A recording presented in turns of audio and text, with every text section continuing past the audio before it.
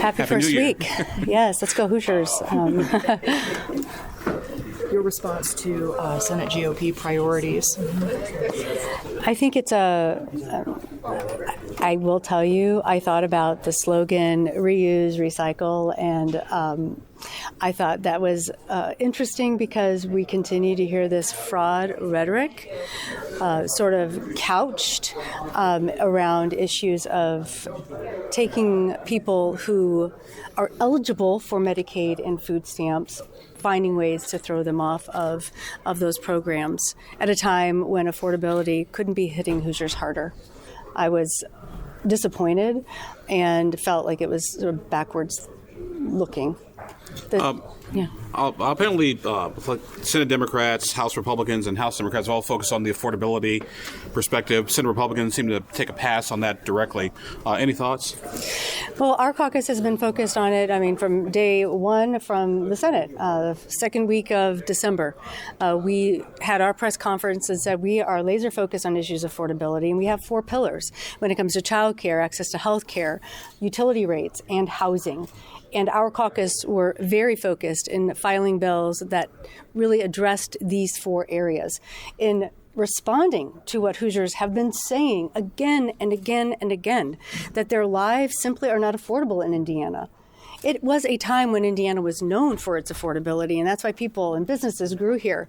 But more and more Hoosiers are saying they cannot afford their lives in this state.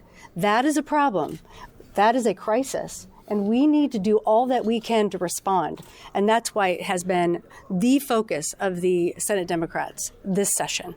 House Bill 1001 has language somewhat similar to Senator Hunley's bill on allowing residential developments on church-owned land. Were there any conversations between your caucus and House Republicans on that? That is actually my bill, and that's okay. She is on that bill with me, but that is a response of listening to needs directly in my community. I did not know it was going to end up in the House bill and have it be a priority. It's interesting. I've been trying to get that bill a hearing, and I was told it's not needed. So that is interesting. I think it is needed, and I'm going to look forward. Our caucus is going to look forward to working with our Senate colleagues on the other side of the aisle, as well as House members, to find ways of maximizing land use. These are trusted partners already. Our religious institutions are the second largest landowners in the country, and we should be able to use them and have them engage in this issue of developing affordable housing. They want to be part of the solution. Let's find ways to make them be partners in addressing housing affordability.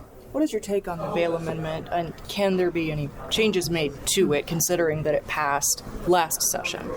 I think here we are looking at the second opportunity to vote on this resolution. It's a big undertaking, and changing the language now is going to perhaps restart the process. But I think the first time it goes through, less people are paying attention. Now more people are paying attention. Do we truly want to do this? And I haven't actually heard much talk from the Senate colleagues on the Republican side, so it's going to be interesting to see where we go with that. The third priority was ensuring that we don't open the budget this year, something that some Democrats have called for, given the change in the revenue forecast. How do you respond to that? Is that something we should be looking at? We've got a change in the revenue forecast in the upwards of $2.4 billion. And, as Senate Democrats, we are all about being principled. But what is principle in the face of suffering? We have heard from families across the state that they are withdrawing from the workforce because they cannot afford childcare. When we put an end to the wait list, when families have spent more than 3 years on the wait list for access to CCDF vouchers to be able to afford childcare. So we didn't address that last year. And then over the summer, we had the governor's administration decide to reduce reimbursement rates for those CCDF vouchers. And then we saw childcare centers closing throughout this state. We have to take a long and hard look at the ramifications, long-term ramifications generationally on what it's going to be when we have families disengaging from the workforce and our kiddos not being in high-quality childcare. That sets them up for success. The return on investment for this state is such an important one. And we don't have to reopen it for everything, but when we're looking at suffering and when we're looking for the long-term success of our state, we need to absolutely look at the issues of childcare and find ways to address this. From business owners to families to communities across Indiana, we are hearing, please address the childcare issue. So when you look at their three priorities together, again, it was affordability, and the other Republicans, the Senate Republicans, who are the welfare issue, the bail amendment, and then not reopening the budget. How would you characterize those three priorities? I think they could be values. I don't see how it's forward-thinking or priorities in solving any of the issues facing Hoosier families. I think many Hoosiers are looking at utility bills they cannot afford. We're talking utility bills that go up $60, and they are calling panicked because they do not have the money to pay for them, feeling desperate. We're talking about hospitals continuing to close across the state, 42 counties not having access in their county for labor and delivery. We're talking about housing when the average age now for a first-time buyer is 40 years old.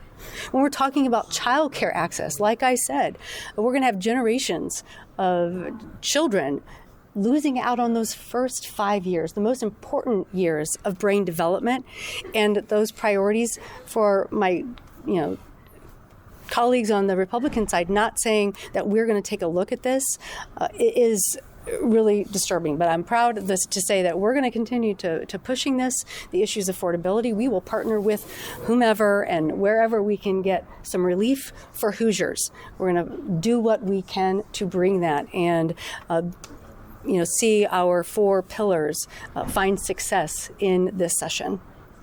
Quick question on IU.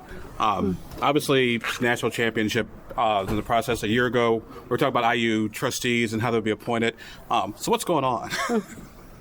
I'm not sure what the question is. What's going on is we have an amazing team that's heading to the Beach Bowl tonight. Just a remarkable season, a remarkable team. Couldn't be prouder of every single interview, listening to them, support one another on that team, a reflection of Hoosier values. I think that's what has been incredibly enjoyable is watching these games and then listening to them talk about how they've come together, how they've made the most out of their team when maybe, I think Mendoza has called them maybe scrappy. There's a lot of talent and a lot of skill. But there is scrappiness to the Hoosier value system. There is scrappiness. There is finding a way to pull each other alongside you. There is no success individually, but together. But I think we see that from community to community across Indiana. And what we're seeing with the Hoosier football team is a reflection of that. And I could not be prouder, and I'm excited to see the game tonight. I'm certainly not predicting anything. I'm just going to be there cheering them on as loudly as I can. I can't be in Atlanta, but they're going to be hearing me in Atlanta from my living room. Thank you. Thank you.